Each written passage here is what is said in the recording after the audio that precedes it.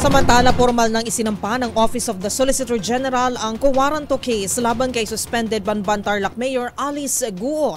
Ayon sa Solicitor General, dapat mapatalsik ang alkalde dahil iligal ang pagkakaupo nito sa kanyang posisyon. Pakinggan natin ang report ni Boy Gonzales. Naghain ang Office of the Solicitor General ng petition for co-warranto laban kay suspended Banban Tarlac Mayor Alice Guo.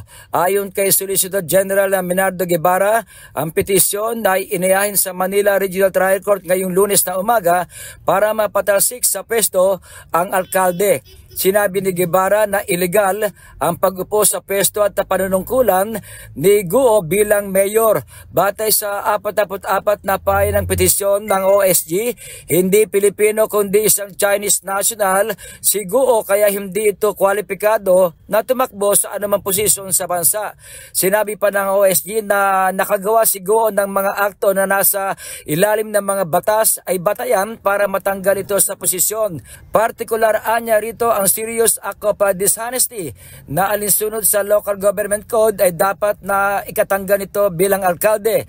Una nang naungkat sa pagdinig ng Senado sa illegal pogos ang ukol sa tunay na katauhan at nasyonalidad ni Guo.